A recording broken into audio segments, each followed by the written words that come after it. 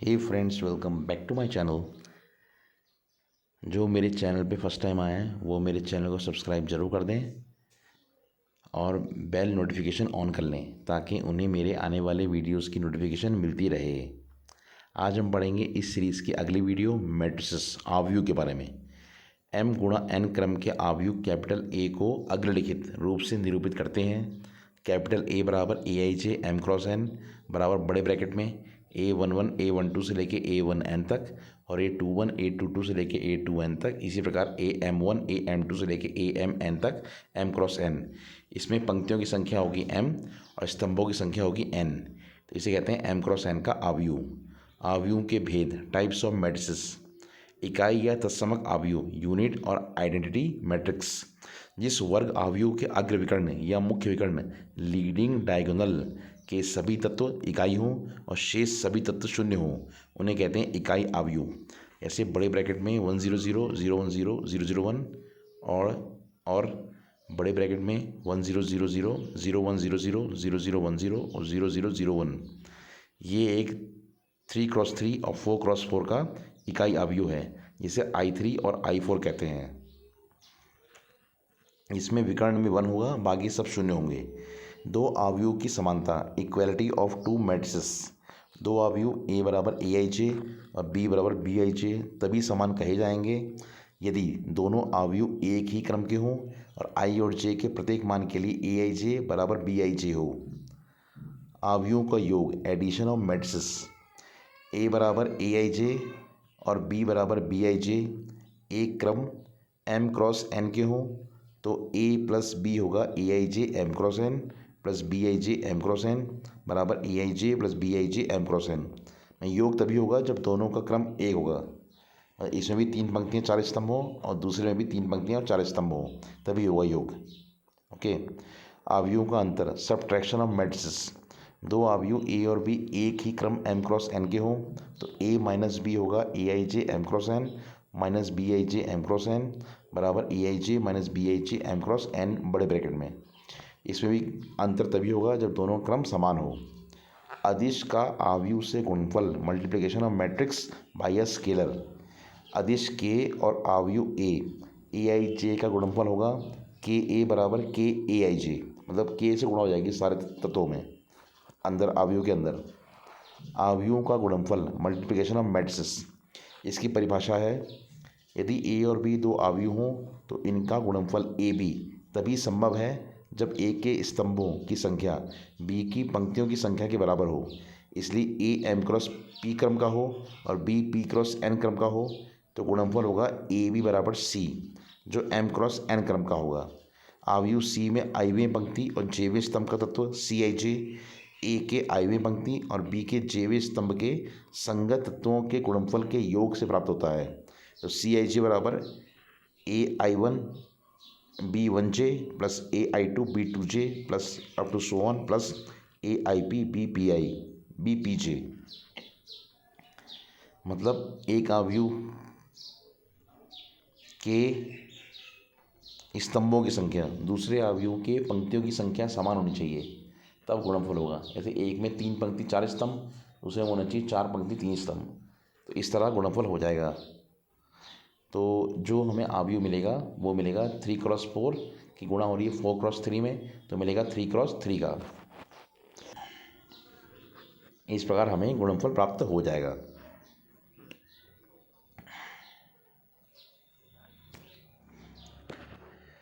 सममित आव्यूह, symmetric matrix. यदि वर्ग आव्यूह A बराबर aij में A डैश बराबर A, aij बराबर A dash ij for every i comma j, तो A को सममित आव्यूह कहते हैं। जैसे 1 2 3 2 3 1 3 1 2, मतलब अगर इसकी पंक्ति और स्तंभ को बदल दें तब भी उसका मान समान रहेगा, उसे कहते हैं सिमेट्रिक मैट्रिक्स। विषम सममित आव्यूह, स्क्यू सिमेट्रिक मैट्रिक्स। वर्ग आव्यूह A में A डैश बराबर माइनस A तो aij बराबर minus aij for every i comma j, तो A को विषम सममित आव्यूह कहते हैं। मतलब इसको पलटने पर इसका मान हो जाएगा माइनस में, मतलब उसका मान पहले वाले आव्यूह के माइनस के बराबर होगा, तो उसे कहते हैं स्क्यू सिमेट्रिक मैट्रिक्स। अव्युत्क्रमणीय आव्यूह, सिंगुलर मैट्रिक्स। यदि किसी वर्ग आव्यूह के सारणिक का मान शून्य हो, यदि मॉड A बराबर 0 हो तो उसे कहते हैं सिंगुलर मैट्रिक्स। कोई अवयव दिया है उसका सारणिक ज्ञात कर लेंगे, मॉड ए ज्ञात कर लेंगे। अगर उसका मान 0 आएगा तो उसे कहते हैं सिंगुलर मैट्रिक्स। व्युत्क्रमणीय अवयव नॉन सिंगुलर मैट्रिक्स, यदि किसी वर्ग अवयव के सारणिक का मान 0 के बराबर न हो, अर्थात mod A not equal to 0, उसे कहते हैं नॉन सिंगुलर मैट्रिक्स। वर्ग अवयव मतलब जिसमें 3 पंक्ति 3 स्तंभ होंगे, पंक्ति और स्तंभ बराबर होंगे, उसे कहते हैं वर्ग अवयव। उसका मॉड अगर 0 नहीं है तो उसे कहते हैं नॉन सिंगुलर मैट्रिक्स।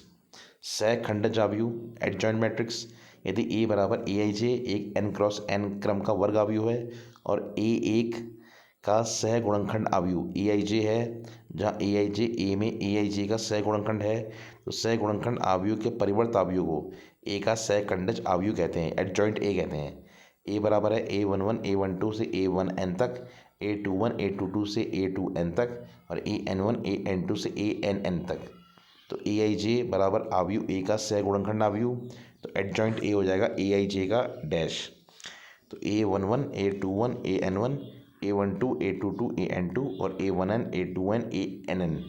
मतलब पहले हम इसमें निकाल लेंगे सह गुणनखंड सारणी के नियम से, -1 की पावर i प्लस जे, और पहली पंक्ति पहला स्तंभ छोड़ देंगे, इस तरह निकालेंगे। फिर इन सबको निकाल के फिर उसका एक अवयव बनाएंगे A11 से लेके ANn तक, फिर उसका डैश निकालेंगे, पंक्ति को स्तंभ बना देंगे और स्तंभ को पंक्ति बना देंगे, तो इससे हमारा एडजॉइंट ए का मान ज्ञात हो जाएगा। व्युत्क्रम अवयव इनवर्स मैट्रिक्स, किसी व्युत्क्रमणीय वर्ग अवयव ए का व्युत्क्रम अवयव वह अवयव है जिसे मूल अवयव को गुणा करने पर इकाई अवयव प्राप्त हो। इनको ए इनवर्स से दिखाते हैं, तो ए इनवर्स बराबर ए इनवर्स ए बराबर आई, मतलब इनवर्स को गुणा करेंगे उसी अवयव से, तो इससे आई प्राप्त होगा। आई मतलब इकाई अवयव जिसके विकर्ण मान सब 1 हो और शेष सभी 0 हो, तो उसे कहते हैं इकाई अवयव। ए का प्रतिलोम तो ए इनवर्स हो जाएगा एडजॉइंट ए अपॉन मॉड ए, जबकि ए एक व्युत्क्रमणीय अवयव हो, तो इसका मान निकालते हैं, एडजॉइंट ए निकाल लेंगे और ए का मॉड निकाल लेंगे, दोनों को भाग दे देंगे तो ए इनवर्स ज्ञात हो जाएगा। अवयवों का परिवर्त transpose of A matrix, A बराबर a i j m cross n transpose A dash और by A dash is the matrix, A dash बराबर b i j n cross m, तो ए बराबर a i j n cross n, A का सहखंडज adjoint A बराबर b i j n cross n, तो b i j बराबर a J I. A dash निकालना है तो पंक्ति को स्तंभ और स्तंभ को पंक्ति बना देंगे। सहखंडज के गुण properties of adjoint, A into adjoint A बराबर एडजॉइंट ए इंटू ए, ये होता है mod A into I N, और एडजॉइंट के ए होता है के की पावर n-1 एडजॉइंट ए, और एडजॉइंट ए बी होता है adjoint B into adjoint A. प्रतिलोम के गुण properties of inverse, A inverse होता है ए इनवर्स ए बराबर आई एन, ए इनवर्स का इनवर्स होगा ए और ए बी का इनवर्स होगा बी इनवर्स ए इनवर्स। व्युत्क्रमणीय नियम, अवयव ए बराबर ए बी सी डी और एडजॉइंट ए बराबर D minus B minus C A, तो ए इनवर्स हो जाएगा 1/AD minus B C D minus B minus C A. यदि A D minus B C not equal to 0, तो A inverse के नियम से निकाल लेंगे।